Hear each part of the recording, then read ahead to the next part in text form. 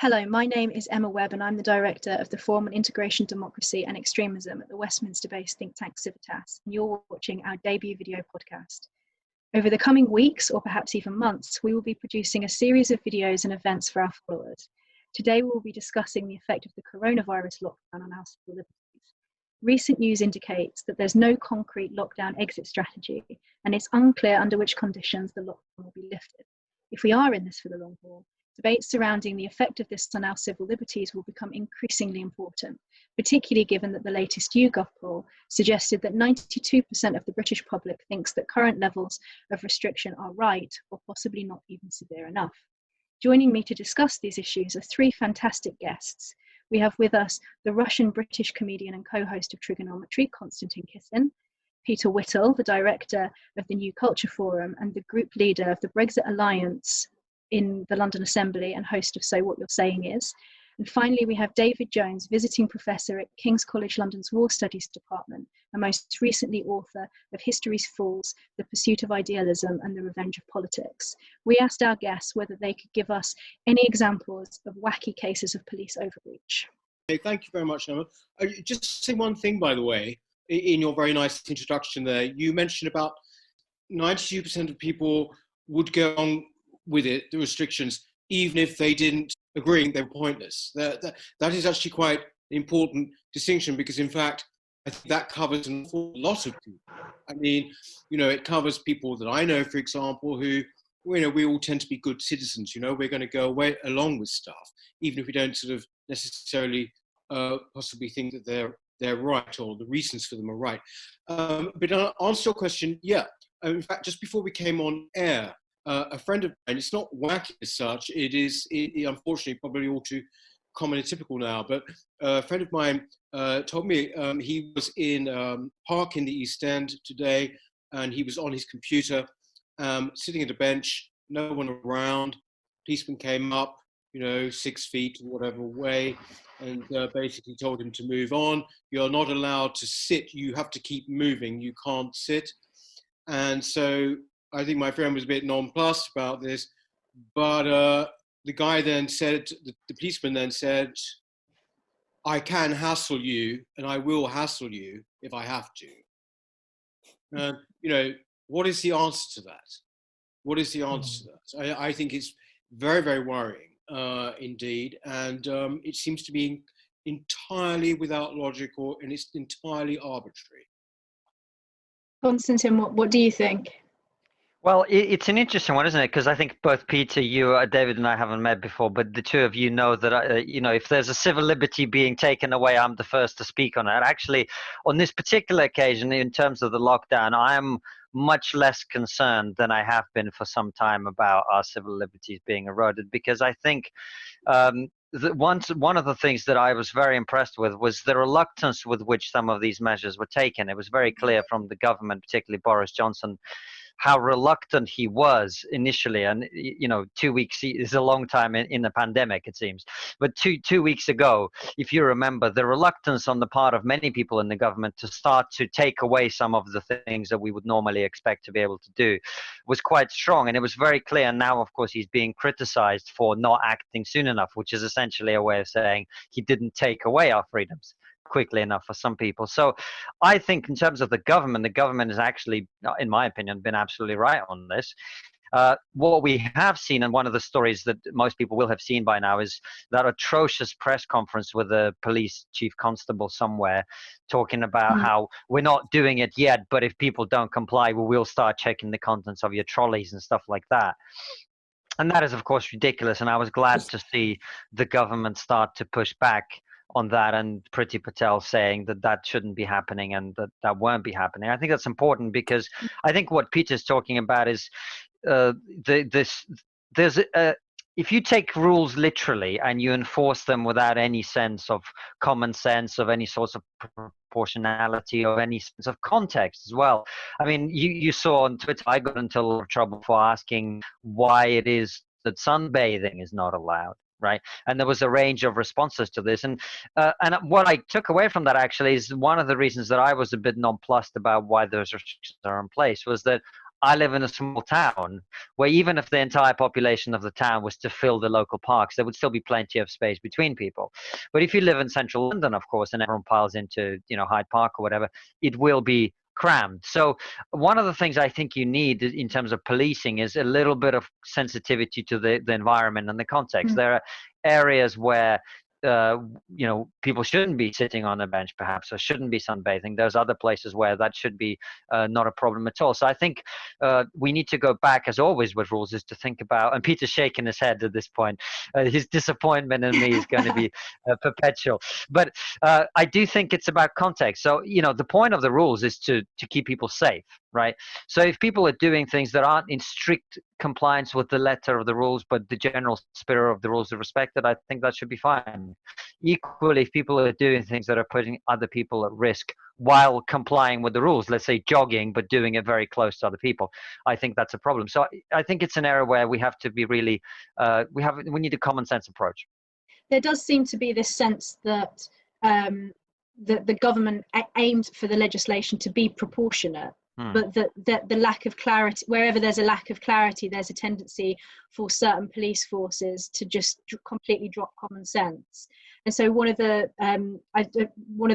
silliest stories that I have seen, and I don't know, because it was sort of going around on social media, I don't know exactly what the context of it was, but there was a video on Twitter of a police officer telling a family that they weren't allowed to play in their own front garden.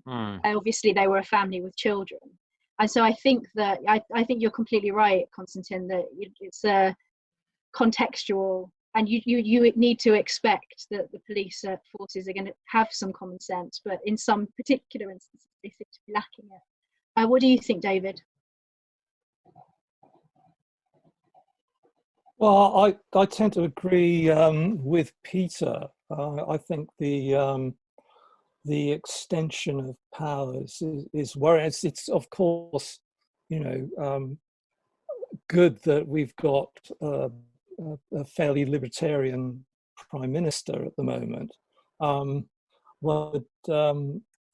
Be very worried if there was a Corbyn government with these kinds of powers.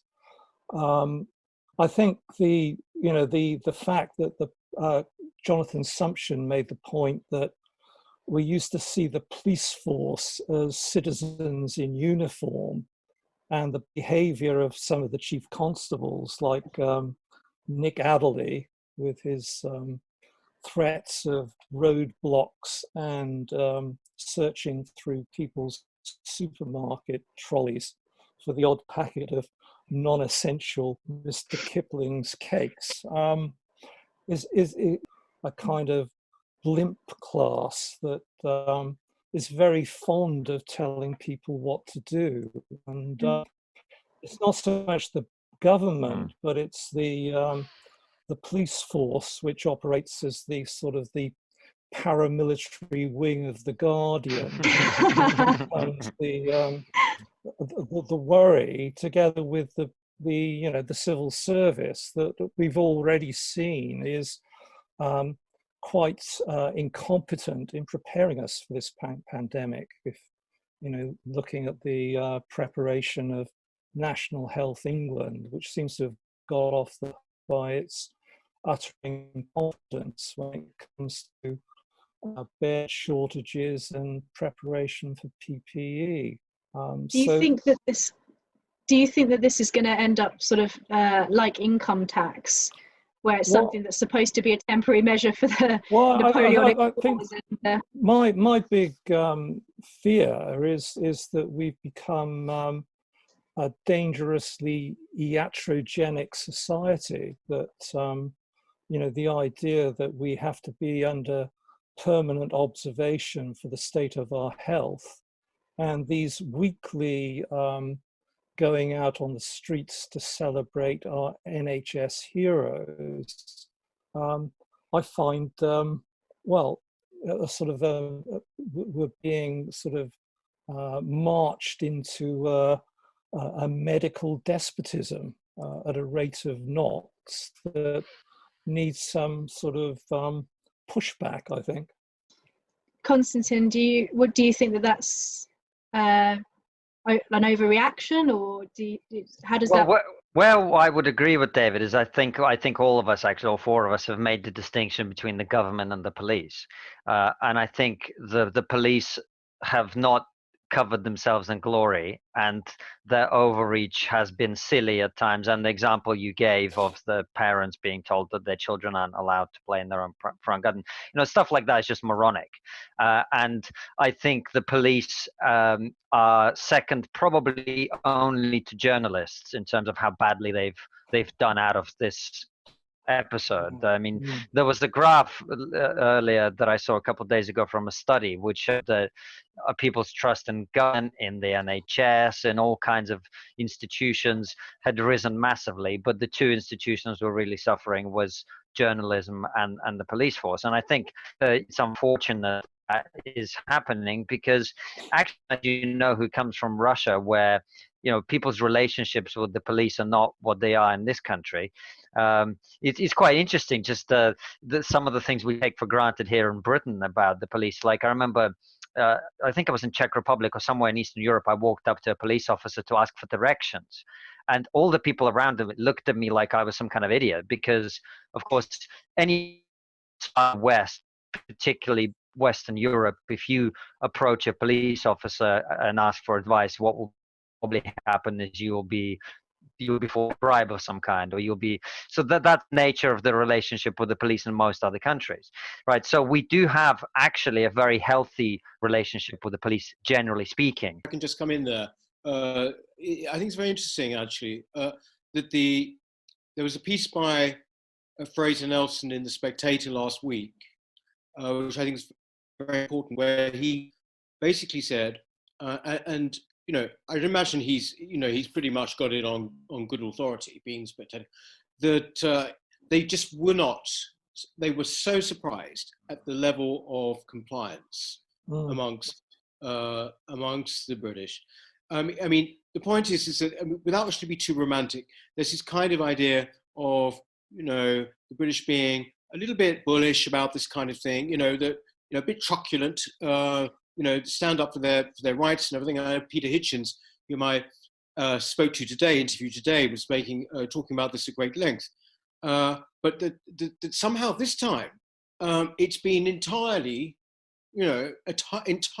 about obedience. People have been completely obedient. I mean, and there's not been this sense of. I think maybe it will change. I feel it's changing anyway. And I think certainly that when we go on into the hot weather, I think things will change even more. But essentially, at the moment, there is this sort of sense in which people have been extraordinarily obedient, and the government were not expecting this. They were not expecting it. In fact, they thought more people would still go to work. All of this, this is according to the Fraser Nelson article. I think that's very interesting, isn't it? It's very telling. It's interesting also, going back to what David was saying about Orwell's essay on The Lion and the Unicorn, where he talks about the sort of inherent gentleness of British character, or English character. Nick Cohen actually, in an article a few weeks ago, said that one of the things that has come out of this is that we're quite clearly still a self-policing nation. And I'm interested to know whether you think that this is a turning point. Some people seem to think, I think Peter Hitchens would be an example of a person who takes this very seriously, or whether if you compare us to, for example, Spain or France or Italy, that actually in comparison to those countries, our lockdown and our approach to this is actually far less draconian.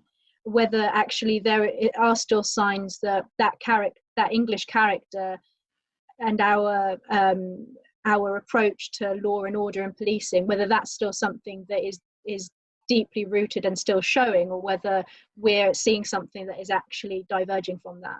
What do you think, David?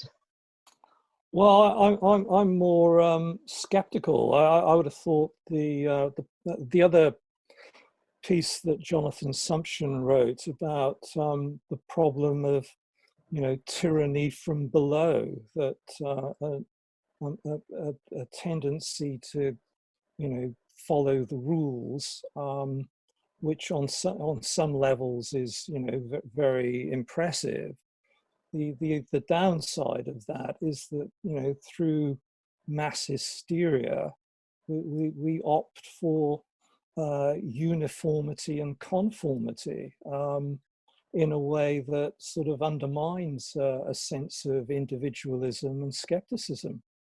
And this sort of climate of obedience is, I think, antithetical to the spirit of individualism. And, you know, I don't know, you know, about Spain and Spanish and Italian people being more obedient than we are. I mean, the model surely we should be looking at is the Swedish one, which opted for non-lockdown and doesn't seem to have suffered over dramatically from people following advice rather than emergency power legislation. Wasn't that, David? I was going to say, wasn't that, David, what basically the government were following that line, weren't they, here? Absolutely. And then they panicked when faced with the Imperial College research. Exactly. And also some evidence that there was a level of non-compliance at that stage as well. I think it's fair to say that we were still seeing, you know, super packed trains on the tube, although, you know, you could blame City Khan for that and say that shutting down the services was a big factor in that. But there was certainly, and look, I'm among the people who 2 or 3 weeks ago was not taking this seriously at all, but the facts are what they are. And I think it's when the facts change, you change your mind. So, but actually, it's interesting because one of the things that Peter Hitchens, who's been changed. Well, yeah, exactly. Yeah, the facts have changed in that I think 2 or 3 weeks ago, very few people were aware of just the impact that this was going to have. I'm certainly in that camp. There were lots of people who were completely unaware of how serious an issue this was. I think now the general public are far more informed about the fact that if this were not to be contained, it would turn into a massive problem, not necessarily because the disease itself has a very high mortality rate, but simply because the health services will be overwhelmed, and then there would be lots of people dying, not only from COVID, but actually just from a lack of ICU beds and so on. So I think in that way, maybe when I said the facts have changed, what I really meant was our awareness of the facts has changed as a body politic and as a public. But it's interesting. I just wanted to make this point about Peter Hitchens, because one of the things he talked about when he was last on trigonometry was policing and how policing has changed, and the fact that you no longer see policemen on the streets. And that was actually, and women, of course, that was actually one of the things that I see as a silver lining out of all of this. You know, when they said, "Oh, policemen are going to be enforcing no sunbathing," I mean, what police officers? I haven't seen a police officer on the streets for years. And now, and today, my wife and I went for a walk and actually saw a couple of bobbies on the beach. Something that, you know, I came to this country in 1995. I remember that being a thing. And I don't think we've seen much of that in the last 10, 15 years. And, you know, if we can't stop knife crime on the streets of London, how are you going to stop people sunbathing? Well, apparently now we have police officers actually walking around, which is nice, I think. What are your views on so obviously there are people like Toby Young and others who have been asking what is essentially an ethical question about what would be a proportionate reaction to this. And David has mentioned the Swedish approach. What are your views on how we should be going about dealing with this, as opposed to what is currently happening, and what do you think would be a proportionate response? Peter? Well, I mean, I think the problem with this, really, Emma, I say, is that if you've had any qualms about the response, I think up until now, I think it's changing, actually. I think it's been changing in the past couple of days, in fact. But this seems to be a disproportionate response. You know, automatically, the emotional argument is used, like in some way, for example, you know, that you don't care about people being ill or dying, you know, which is appalling and wicked to say that. It's just simply not true. I tend to think that I would be very, I just simply do not know whether, in fact, the various restrictions that have been put in place actually, you know, whether they actually are helping. I mean, you might say, well, of course they are, but actually more of that yet. I mean, this is the point. In terms of what what actually is going to maybe come after, you know, you could say, well, actually, this seemed to be enormously disproportionate. I mean, we're talking about a situation, you know, I think it's been mentioned already. What is it now? 35% of the economy is going to exactly. contract. Yeah. 35. Do people, you know, I'm terrible with economics. I will be honest. I'm really not good. But the fact is that is past material. I mean, that is not just depression or something. That is even worse than that. And I don't know whether people quite appreciate that. I think it's sort of coming now. It's coming through now, you know. Level side, it brings with it all sorts of illness. It's brought about by extraordinary stress and all of these things, and poverty, not least. And so I think that, you know, this is crucial. But for a long time, you know, it was, but you were either on the side of kind of, you know, how can you possibly even think, you know, it's more nuanced than that. It's just not it's not good against evil. It's not, you know, I take great exception to the idea that somehow or other, you know, I do not care, or I would not care about people being ill or die. It's absurd, of course. Emma, can I ask Peter a question, actually? Peter, I was just curious, as the only politician here. I mean, and by the way, I agree with you completely about the binary approach. I found the same. The moment you question any aspect of the lockdown, you're automatically responsible for all deaths from COVID-19 from this moment until the end of all humanity in the universe. So that's totally there, and I recognize that. But do you not think politically, I mean, I don't understand what would have happened if the government hadn't taken that action exception, because right now everyone I see on my left-wing Facebook saying Boris Johnson is by not doing certain things fast enough or whatever. So if the government had decided to go down the Swedish route when the rest of the world was locking down as fast as possible, be in a position where everyone will be saying they've got blood on their hands and they've killed half the public by being irresponsible and blah, blah, blah. If you're talking about how they would be perceived, then that will all be true, I suppose, Konstanin. But I mean, the people who would say that are the people who are saying that and continue to say that. You know, they are the people on Twitter. You know, we all know they are.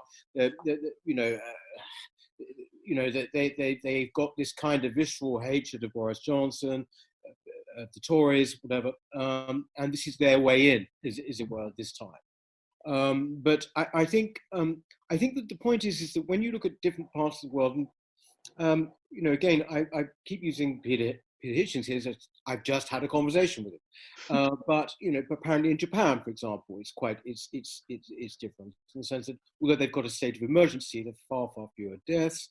And it's a little bit, even though it is a state of emergency, formally speaking, it is, you know, at the same time, quite relatively loose. And I think that this is the point, really. If you say, well, you know, if they don't do something, I mean, well, yeah, I suppose you could say they've got to do something, but I mean, they were sort of doing something. But that is surely not justification. I mean, say, what, you just do something or other. What exactly does that mean? I mean, you know, I think it's just not quite good enough. I think the problem is that maybe the government was starting out on a particular route and just sort of panicked, I think, from what I can see. I think to some degree, because there's when we're talking about proportionality, we're thinking about, I suppose to some extent, we need to know exactly what the facts are, the numbers. That seems to be very cloudy and grey, partly because China has clearly been lying about the facts, and also because no country really knows what the best approach is to take, because the situation is so unprecedented.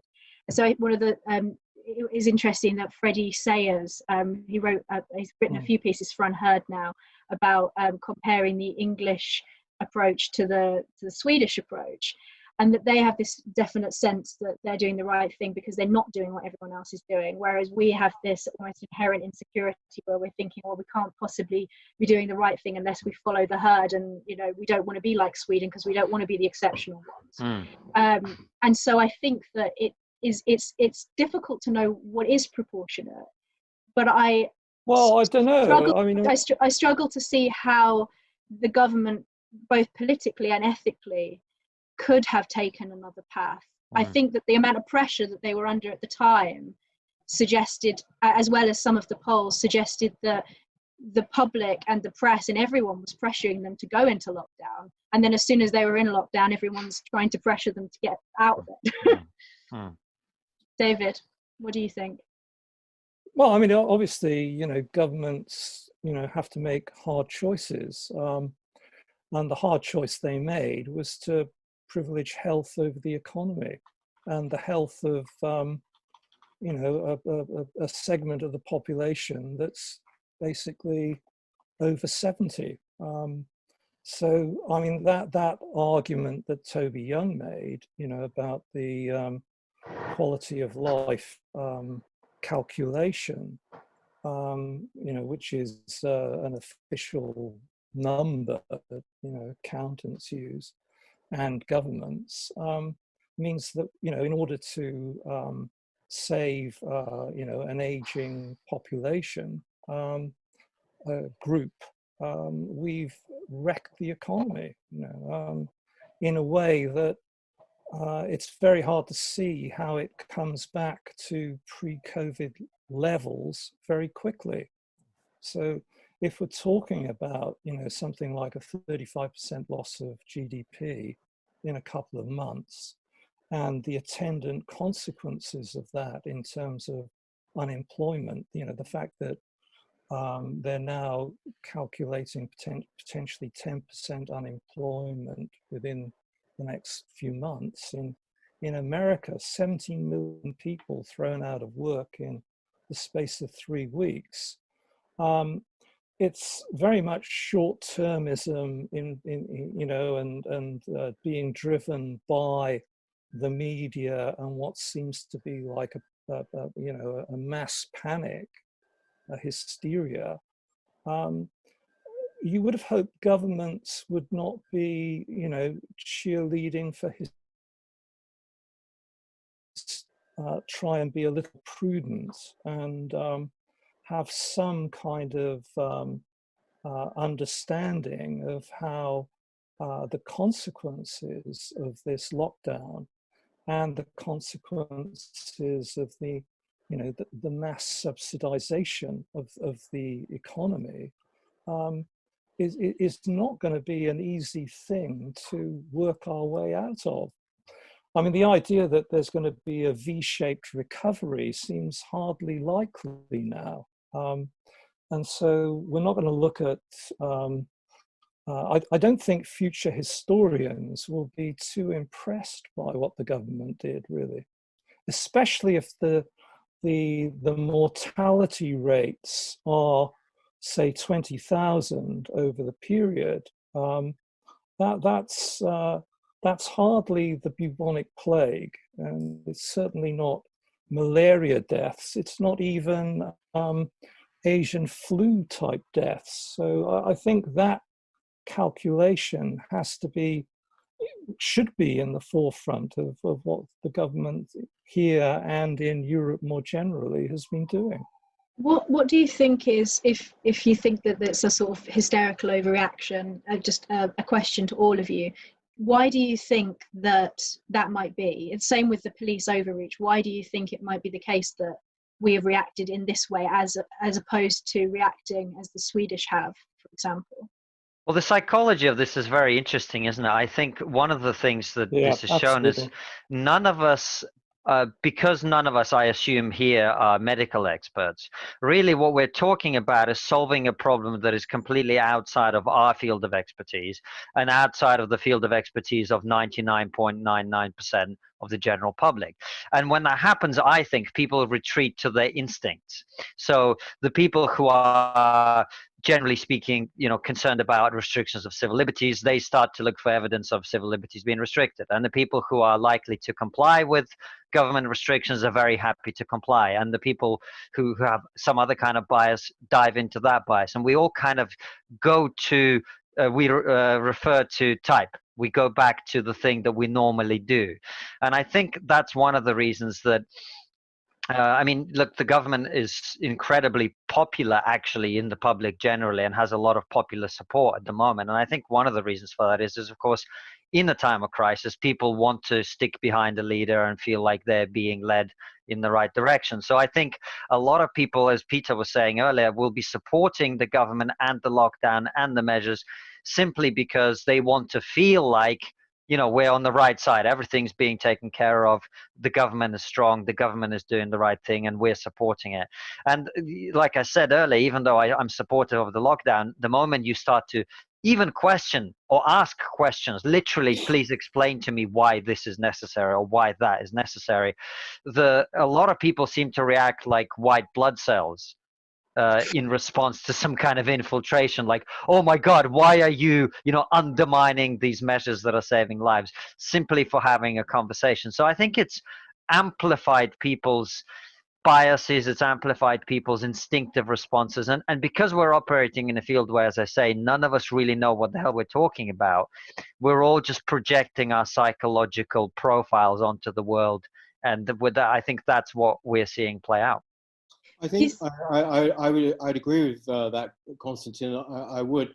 I think that there are sort of a number of things there, really. I mean, I think first of all, yes, this sort of thing whereby if people question what's going on, even just question, I mean, not oppose, but even just question. It does remind me, and I don't mean to be trivial about this, but it slightly reminds me of the days after Princess Diana was killed, actually. I mean, there was a sort of, there was this kind of thing in the air which sort of swept everything before it. And if you sort of in any way said, well, wait a minute, what's going on here? You were cast immediately as some kind of unfeeling, person who, just didn't get it, possibly elitist, whatever it might have been. But that really sort of went on for quite a long time. It was a kind of a very highly emotional. I noticed that David Goodhart has mentioned this today, that there is a kind of emotionalism now about the way even the news is actually delivered, the actual news, is delivered. And I think that your point that you said there, Konstantin, I think it's a very good point. When you said people retreat, I'd say it slightly in a different way. I think that it's almost a biological instinct. People just do not know what this is. They don't know. So there's a kind of strange biological thing whereby they sort of fear. It's fear. What the fact that we accept yearly, without even necessarily thinking much about it, thousands of deaths from flu. I mean, you could actually say, well, if one thing that would be positive to come out of this is we should treat that far more seriously. Yeah, I think it's 17,000 deaths a year just from common flu. That's an average, right? And I know that people say that the coronavirus isn't flu and whatever. Fair enough. But yes, we have that much. And then I think a few years ago, and please, I don't know the figures straight off, but there was a particularly bad year. Actually, a lot more than people. So you could actually say, well, surely we should take that sort of thing much more seriously, as it were, going into the future. I mean, that might be one positive aspect of it. Yeah, I think, I mean, that's the figures that are brought out every day are quite interesting because, in Camus' great novel, The Plague, he makes the point that early on, when the plague is hitting the town of Oran, the public authorities mention the numbers who've died every day. But they don't know what these figures mean because even though they ought to know maybe, they don't obviously know the average death rate per week. We've heard that two weeks ago now, there was a spike in the overall death rate. But generally, from January through February and most of March, the weekly death rate was below average rather than above average. So we get numbers, suddenly we're 700 deaths a day. It seems a big number, but is it really? I mean, if the average death rate per week you know, on a scale that is not abnormal, then we don't know really what we're looking at. So, you know, like looking at the mortality rates for last year, which was a higher year than the norm, it was something like 624,000 deaths per annum. It goes back to the question of proportionality again, because yes, that's right. Camus actually mentions exactly, so that Camus' account of the beginnings of the plague in his book sounds very much like listening to James O'Brien on LBC every day, where he's talking about not knowing the difference between people who die with the plague and people who die of the plague. And because there were all of these unknown factors, the question of proportionality is just like we're sort of stumbling around in the dark because everything is so movable. And actually, we will never know, Peter, just very quickly, we will never know what's true anyway, because, or what's right anyway, because we don't know how many deaths have been prevented by the lockdown. It could be a lot. It could be none. It could be that the lockdown ends up killing more people than the absence of a lockdown would have done. But that is something we will never actually know. Well, how do I feel about this? Which may explain why I'm quite positive, because I've been really enjoying, you know, as I was saying to you before we started, I exercise every day, spend more time with my wife. I've quit smoking. I mean, the coronavirus has been terrific for my health. You really quit smoking? I quit smoking. I have to say, Konstantin, sorry, I have to come in here. Rod Little wrote a great piece about this in The Spectator last week. It has actually coming to light that smokers actually have kind of got some strange odd immunity. Yes, so I saw that. I'm gonna have to start again. I'm gonna have to start again.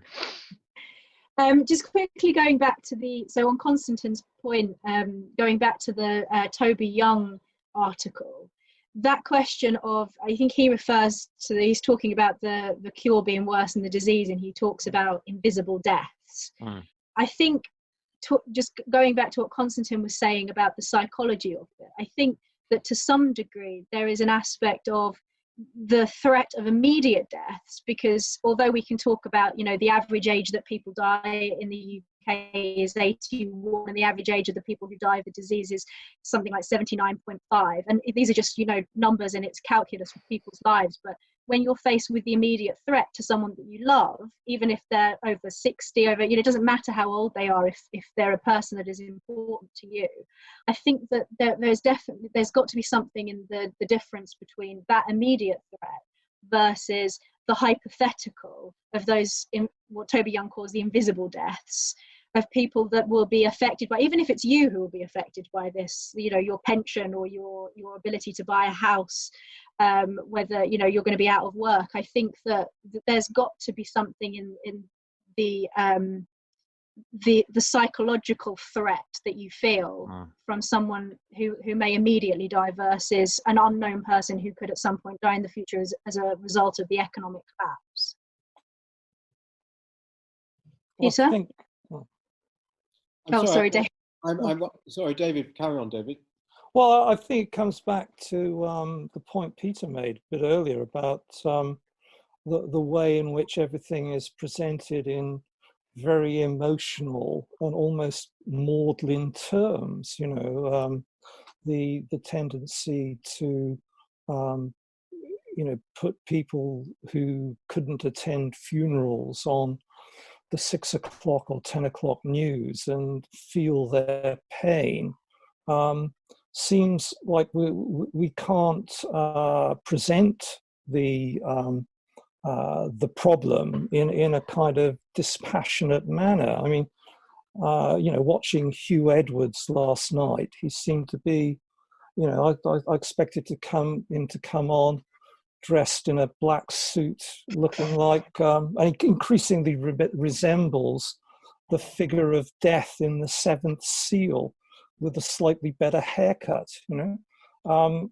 So I think this sort of emotional way in which the media is treating this doesn't help the general mood of worry, when in fact, you know, the death rate is not, or the mortality rate is not something that's on the level of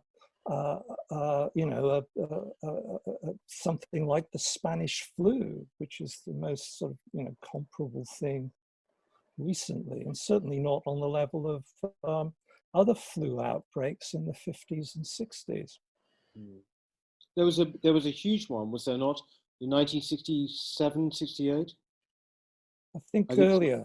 There's a 58, 59, I'm not sure. Huge. Yeah. But again, we don't know how many of those deaths would have been prevented with modern medicine of the type that we have now. Again, these are things that are very, very difficult to measure, I think.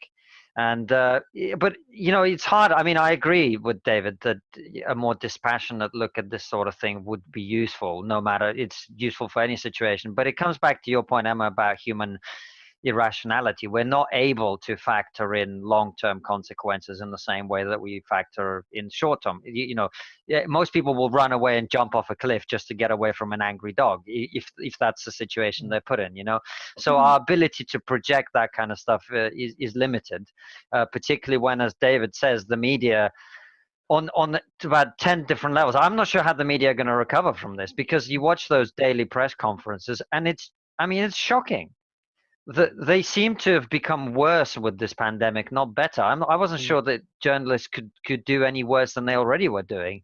But the type of questions they're asking and trying to catch politicians out on some minutiae of some promise they made 3 weeks ago, it's just nonsense. And the country is watching this, I think, in growing horror. I think there's a definite sense that the questions that they ask are for their own vanity rather than because they've given any thought to what the right question might be. Yes, it's very much about ego, and I think it's also sort of like, how do I look in front of my friends in the media? Yeah. And there's nothing more disgusting for people to be doing at a time when a lot of people are fearful and people are dying and people are concerned. And I just don't understand how they don't see it. I mean, the bubble, we're all in a bubble of our own, of one now sitting at home, but they seem to have retreated further into it and not seeing what's happening in the rest of the country.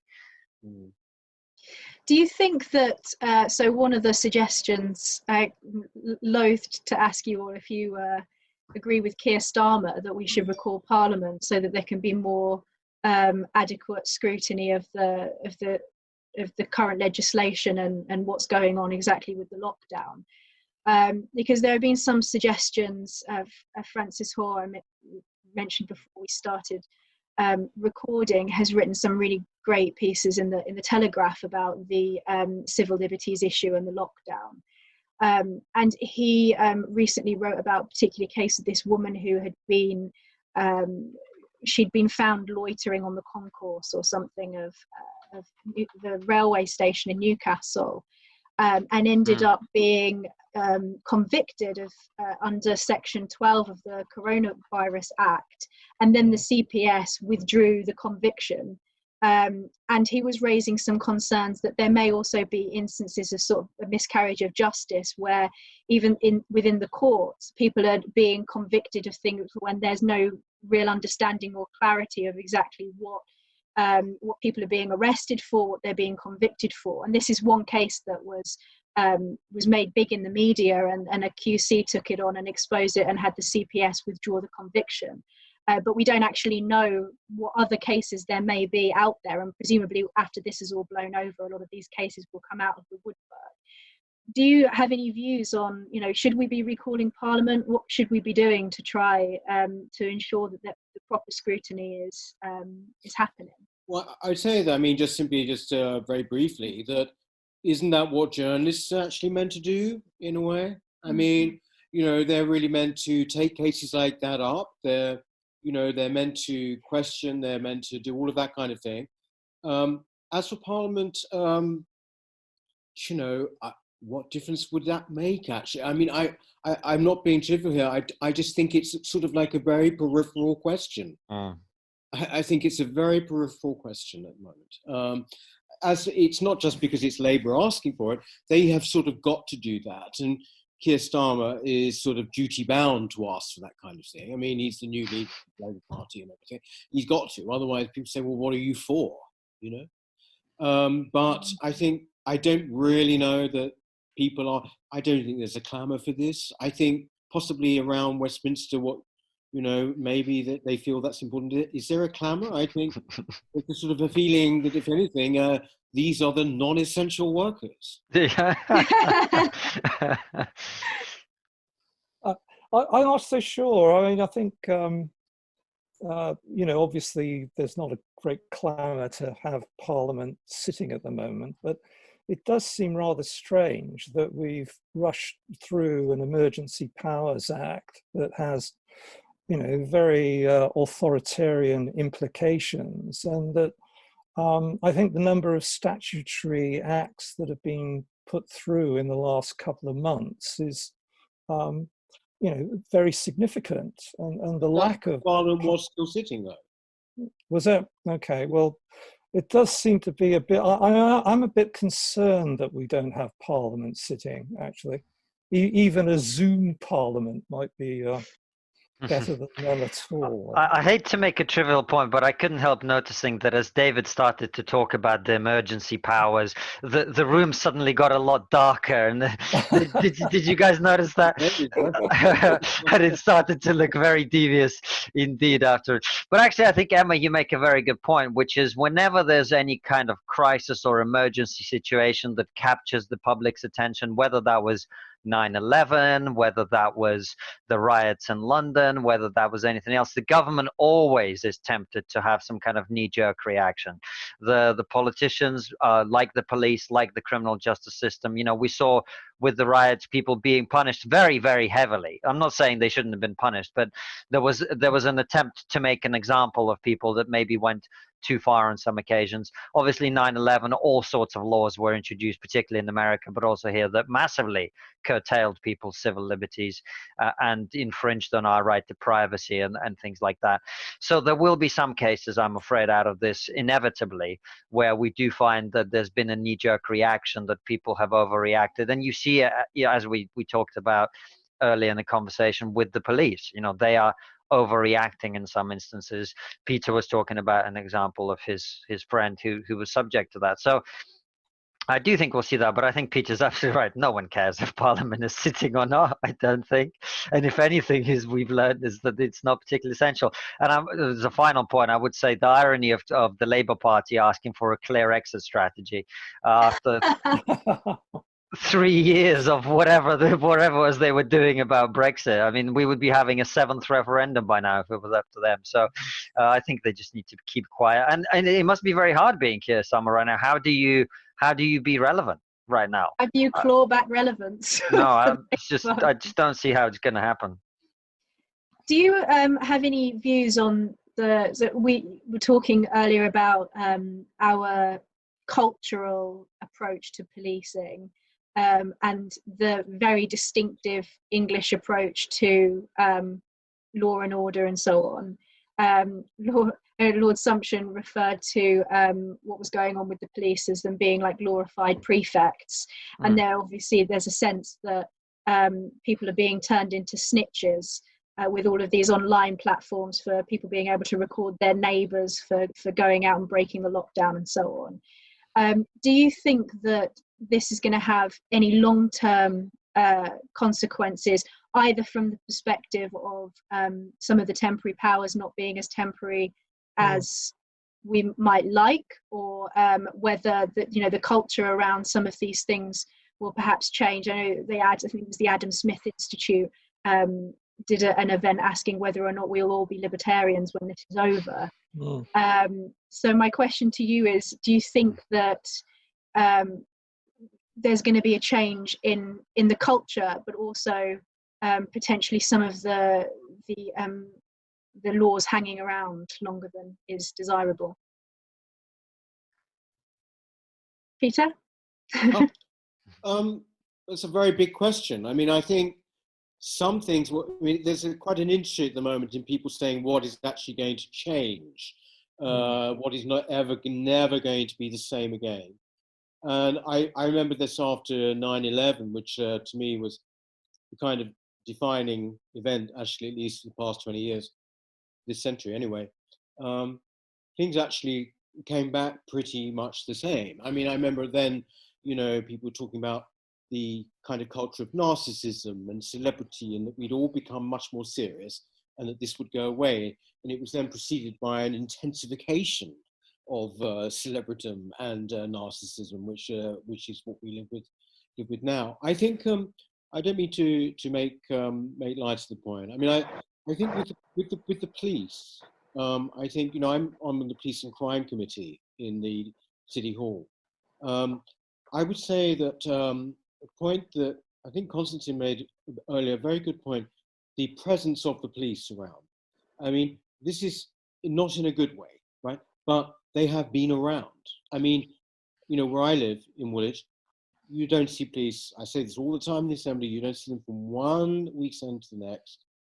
The point about our policing was, as David said, citizens in uniform, but they kind of were from the bottom up, as opposed to in Europe where they've been top down. They've kind of come from the regimes down. Hence, people have that sort of attitude. I think the attitude to the police in recent years, though, in Britain has changed anyway. And I think one of the reasons for that is that they appear to have changed priorities, whereby they are now almost social enforcers. I mean, I don't want to go off and digress, but we've got the whole thing that all of us will be discussing if it were not for the virus now, which is hate speech and free speech and all of these things, hate crime hubs, all of these things. That is what we would be talking about on an evening like this, right? And if it hadn't been for the virus. And the police have been at the forefront of that, actually. Absolutely. And yeah, where they actually have not been at the forefront of, I mean, do you know what I found extraordinary? At the very beginning of this thing, 3 weeks ago, the police put out a video saying, have you been the victim of a coronavirus-related hate crime? You see this? It went out. It was this kind of automaton standing there talking about this. I mean, this got a lot of traction, actually. It's not just... and I think someone made the point at the time, is when was the last time you saw a policeman doing a video saying, have you been the victim of a burglary? Or have you been the victim of a, whatever, mugging, whatever it might be, knife crime? You don't see that. There was this overemphasis on civil enforcement, right? And I think that therefore, what's happened with the police during this particular terrible time is sort of slightly of a piece with that. It's sort of like, come on now, you're not meant to be here, you're not meant to be there, you can't sit here, you can't do this. Do you see what I mean? It's a kind of strain, which there's a jumped up librarian vibe about the way that they've handled it. It is, but you see, I think I don't like this whole drift of the way the police have been going anyway. I mean, that they are entirely reactive. The idea that they would be there so that, little Johnny can go up to the police and say, oh, I think he's going to cause trouble. And then the policeman would come along. I mean, I don't mean to be too Dixon of Dock Green about this, but the point was the police were around as a preventative force. Right? Now they are there entirely as a reactive force. And that was a cultural change that happened. I don't see that going back at all. People always talk about Bobby's on the beat. And everyone does, and left or right, because how can you not think it's a good thing? But in fact, it never happens. It just never happens because there was a cultural change that happened. All we're seeing now is we are seeing them on the beat, but in this terrible way. Or should I say not all of them, because, great police. I mean, I'm not anti-police, but you have got considered sort of accumulating now, where basically they have well and truly gone over the mark. And I think this is very worrying. But with this, so there are police officers to be on the street. I mean, the problem that we're talking about here is the fact that essentially most people's experience of the police now is not a personal interaction, but what you read about them in the newspaper. So, and that's a problem, because what you read about in the newspaper is by its very nature outrageous, ridiculous, one-off, unusual, etc. Whereas, as you say, I think most people would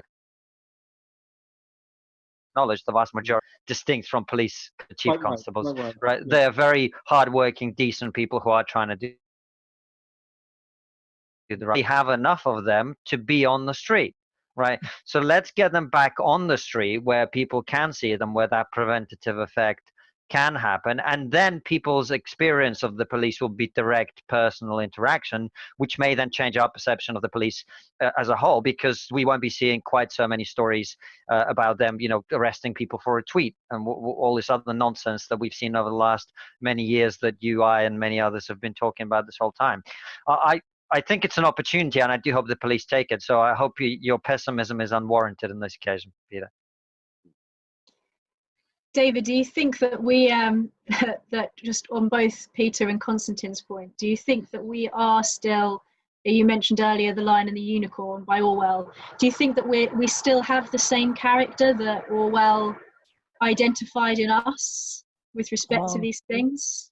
Well, I'm quite concerned about the, well, with Peter and Konstantin, that, you know, there is a sort of an ideology that not the Bobby on the beat, but the you know, the chief constables seem to be, you know, committed to a sort of enforcement of a way of thinking in a way that does not fit easily with the you know, the way in which we understood the police to behave. That, you know, that they are potentially enforcers of hate crime legislation and pre-crime thinking on the part of people who tweet things that are deemed ideologically unacceptable.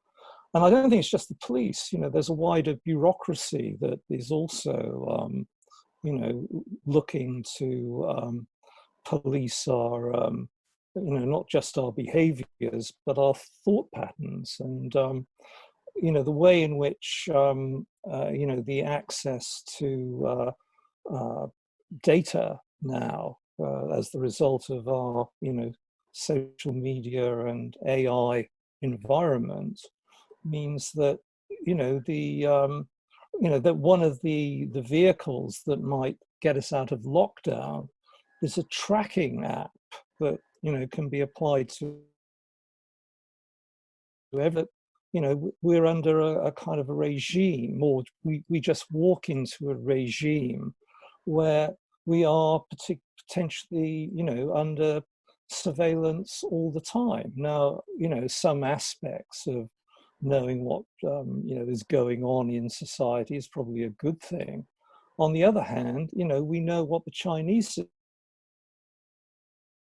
system that maps everybody's behaviors. I would like to think that there would be resistance to that, that we have a sort of sense of a, you know, negative liberty that still holds strong. But I think it's been severely eroded over the last decade or so. And, you know, the recent emergency powers under the Coronavirus Act doesn't sort of give me a huge amount of hope going forward, really.